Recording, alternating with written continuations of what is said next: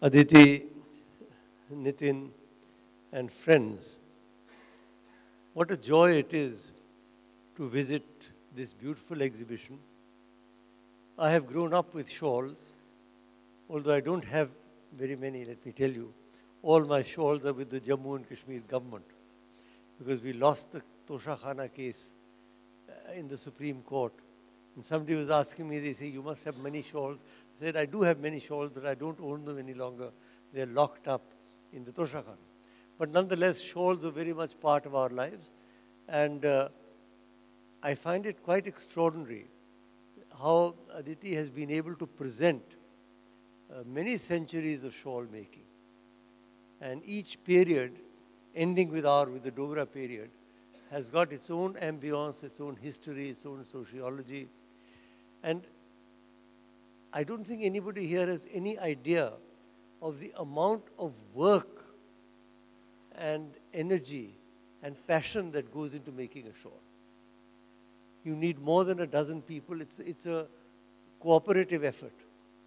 And then by the time they finish one shawl, it might take a year or a year and a half between all of them together. And then this complete product is there, which is known around the world. Kashmir is known for many things, but the shawl is probably the most representative item of Kashmir.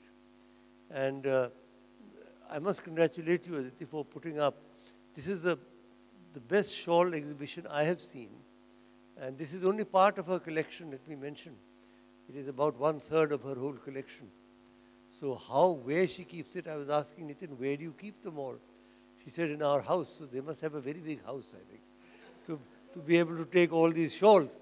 But in any case, and then what is fascinating is you can see the attempt by Europe to copy our shawls. And it is like, copying the Mona Lisa. It looks very realistic, but when you put it next to the real Mona Lisa, you can immediately tell. Similarly, there are one or two places where they put a Kashmir shawl and a French shawl right next to each other. And you can see immediately the difference. Because the Kashmiri craftsmen have integrated the art into their genes. I think because they start when they're very young and they grow up with it. Therefore, it's become part of their mind, part of their consciousness. And I don't think art as beautiful as this can be done simply in a mechanical way. You've got to have some feeling for it. And the whole technology of making shawls and how there's a master who tells you what you should do and how the designs and how the colors are picked. The colors are very important in Kashmir shawls. And picking the right colors, the right combination of colors, it is really, I think it's an act of genius to create a great shawl. Like a great painting is held up as a great work of art. I think a great shawl is also a great work of art.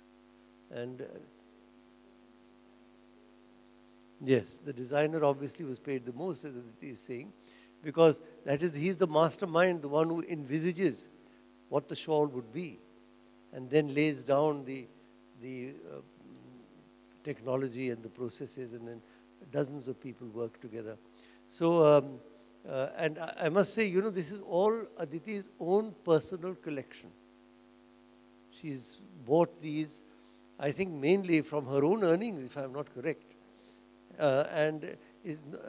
Of course, Nitin has been a great support, but this is one of those rare instances in which the woman has actually paid the bill.